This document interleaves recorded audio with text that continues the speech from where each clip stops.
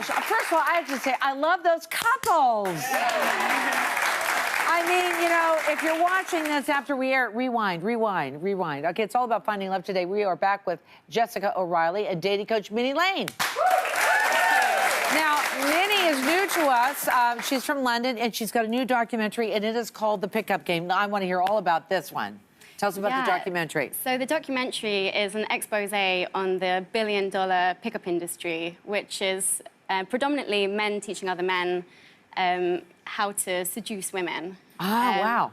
So it's a huge industry with a whole spectrum of stuff being taught, but unfortunately it's a completely unregulated industry, and it has a horrible dark side where men are using lies and manipulation to get women into bed. And we've heard those stories. Yeah, they're absolutely conflating seduction with manipulation. They're using this word, and it has nothing to do with seduction. They need to relearn how to seduce. Wow, that's amazing. That's amazing. So we'll be able to see that. It's on right now? Is the documentary happening right now? No, it premiered at a film festival here a few weeks ago. Oh, good. Yeah, and they... So it's called The Pickup Game. Okay, so we're going to talk about, go through some of pickup tips, and these are ones that you want to share with us. Don't use canned material. What does that mean, Minnie? I know, Jess, you wanted to say something about that. So this is crucial, you know. Don't get stuck in these, like, silly lines and routines that aren't real. Instead, you know, if you're going over to somebody, just pay attention and notice what it is about that person or what it is about the situation that's made you want to go over. Okay. And then just be honest and, you know, be creative and come up with something unique to say to that person. It takes a lot of bravery to get up and walk over. And this is for men and women. What do you have to say about that?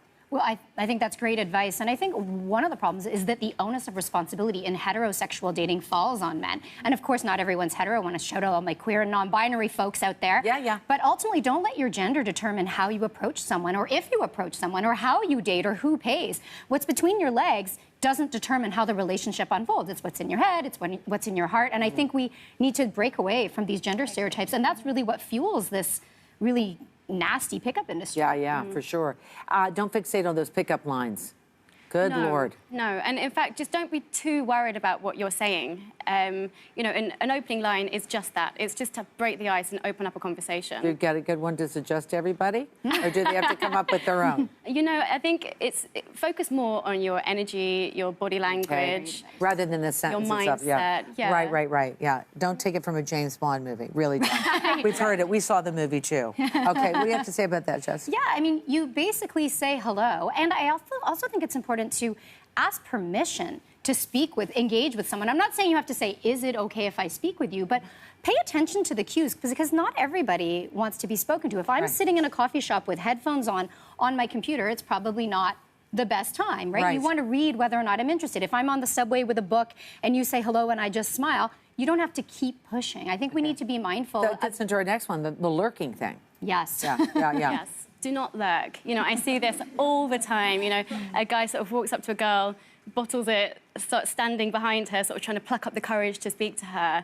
And one thing, especially for men to bear in mind, is that women have quite wide peripheral vision compared to men. So, and they tend to be quite intuitive. So she's probably aware that you're standing there. Oh, are we? We are, aren't we?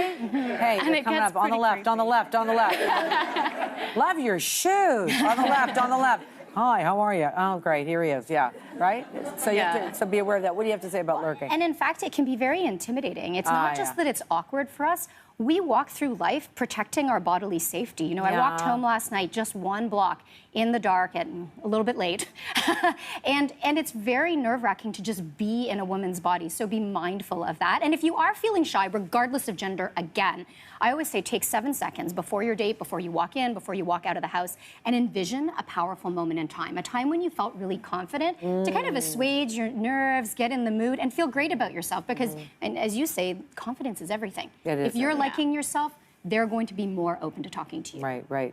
Final words from you, Minnie. What do you have to say for everybody? Well, I'd like to say I appreciate it can be scary, you know, to go over. But I think one thing to bear in mind is that there's no actual danger, and that actually most people are quite friendly. And if you go over and someone's not friendly, you know, at least you tried. So, yes, it's scary, but don't let your nerves get too much in the way. Okay, you two, thank you so much, Jess and Minnie. Congratulations on your documentary. You'll be back soon. All right, we got to take a break. We'll be back, everybody, right after this.